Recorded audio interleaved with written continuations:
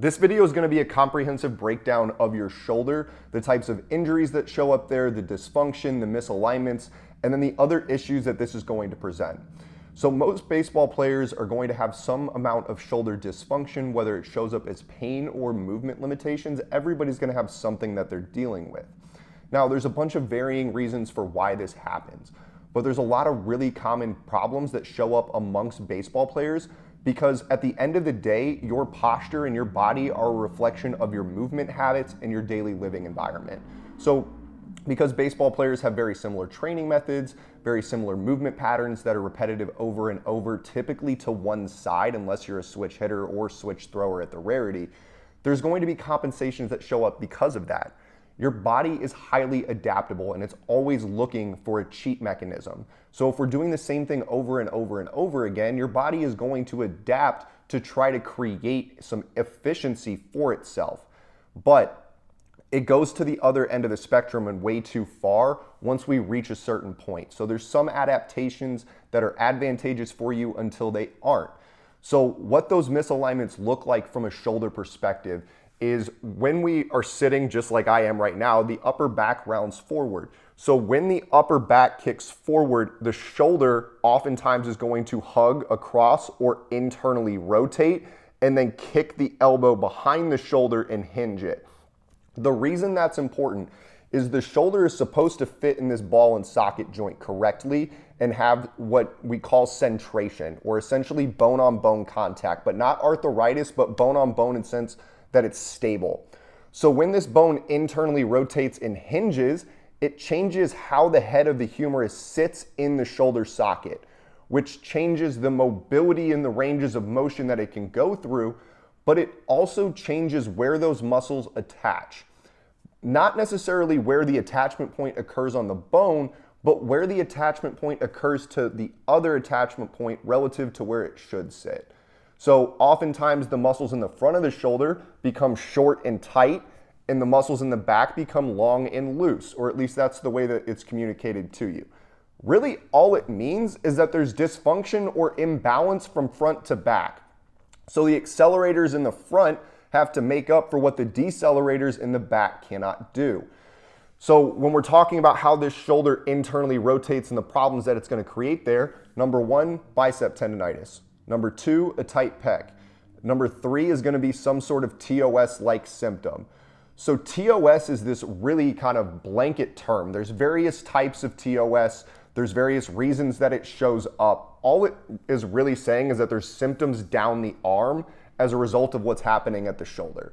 So when you get a diagnosis like bicep tendonitis or thoracic outlet syndrome, it's a big, scary word, and then you kind of start to identify with it, but it's not that scary. All it's telling you is that there's too much stress in that area because it's in a poor position and it can't work as well as it's meant to. So some of the backside problems that happen as a result of that, right? So when this shoulder internally rotates, there's a response at the scap, and the scap will start to move out or protract around the rib cage and then flip the bottom edge up. So there's almost like a little crater underneath your scap. So as it's trying to load into that position, it's got to flatten and then move. So there's essentially inefficiency or more space that it has to overcome to get your scap to actually load as we're trying to throw, which puts your rhomboid muscle at a very, very big disadvantage to actually get your scap loaded. So that rhomboid connects the middle of your T-spine out to the inner part of your shoulder blade, and it's responsible for pulling the scap into that loaded spot. But when the upper back is rounded and the shoulder blade is pulled out, that muscle can't work as well, so now you're having to ask the upper trap to get your arm up on time. Now we've got some upper trap and neck tightness, and that leads us back into the TOS or the nerve symptoms that show up, because that ulnar nerve is running out your neck, down through here, through the front of the arm, all the way into the hand. So a lot of times when people have a shoulder injury or a shoulder problem, they attack it just from the shoulder, because we've been taught through general PT, as well as just most of the way that we've been communicated to about injuries from a lot of people out there, is that where the pain is at is where the rehab is done. However, that is like the biggest misconception and the wrong way to go about it. And I personally found that out having had 3 elbow surgeries on my ulnar nerve as well as a TJ, all in high school. Everything that we did attacked the symptom. It never attacked the root cause. So that kind of leads us into the question, well, what is the root cause? Well, the root cause is the poor alignment of the entire body, not just the area of where the pain is at. Very, very rarely is the site of pain or injury the true source or cause of the injury. So if we're dealing with, you can throw anything out there, bicep tendonitis, tricep tendonitis, TOS, shoulder impingement, labrum tear, all of these things are a result of the shoulder being misaligned. So when you go in and you do strength or mobility work, on the surface, it sounds like it should work because it's attacking where the problem is at, but it's not really the source of the problem. The problem is coming from elsewhere in your body. For example, the anterior pelvic tilt, valgus knee stress, foot pronation or eversion. All of these things are going to impact how that force is sent up the kinetic chain while you're moving. So if your foot and ankle can't stabilize you into the floor at your first movement, now your hip can't stabilize you.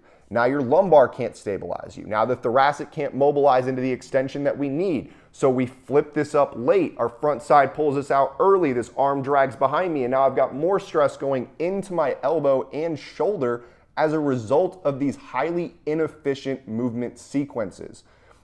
So the way that we attack this problem and the way that we get our guys long-lasting results is quite honestly not even looking at your shoulder.